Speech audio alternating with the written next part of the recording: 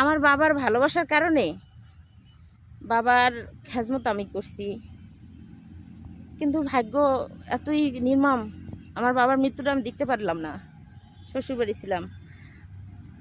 আর যখন আমার বাবা মারা গেল, তখন আমি এসএসসি পরীক্ষা দিই, জানেন? আমার অঙ্ক পরীক্ষার আগের দিন আমার বাবা মারা গেছে। আমার বাবা আমাকে ভালোবাসতো বিদায় আমার গ্রামের লোকজন আমাকে ভালোবাসে। আমি যদি এই ঢাকা থেকে বাড়ি যাই, আমার গ্রামের মানুষ যদি শুনতে পায় যে আমি বাড়ি গেছি, কারো মাধ্যমে যদি শোনে যে হাঁটতে না পারে, লাঠি ভর দিয়ে হাঁটতে আসে, মা তোকে দেখতে আসলাম, কারণ তোকে যে তোর বাবা ভালোবাসছে, আমরাও তোকে ভালোবাসি। তুই ভালো আছিস, তোর সবাই ভালো আছে, তোর মেয়েটা ভালো আছে। আমার মেয়েটা না অনেক অসুস্থ, বুঝছেন? আপনারা সবাই আমার মেয়েটার জন্য দোয়া করবেন। আমার মেয়েটার সার্জারি হওয়ার কথা এই মাসে, কিন্তু আমার ভয় লাগে হাসপাতালে একা একা থাকতে। আমার যে কেউ নাই, আমি যে অনাথ। আমার বাবা মারা যাওয়ার পরের থেকে আমি অনাথ হয়ে গেছি।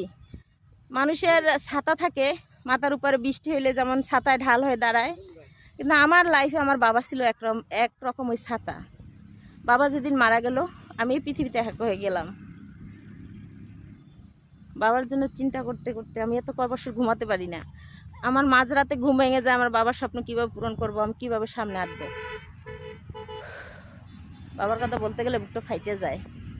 আপনারা আমাকে সাপোর্ট করেন, বেশি বেশি করে শেয়ার করেন, লাইক করেন, কমেন্ট করেন। আমি তোমাদের মাঝে থাকতে চাই। আমাকে রাখো, দেখবে ঠকবে না।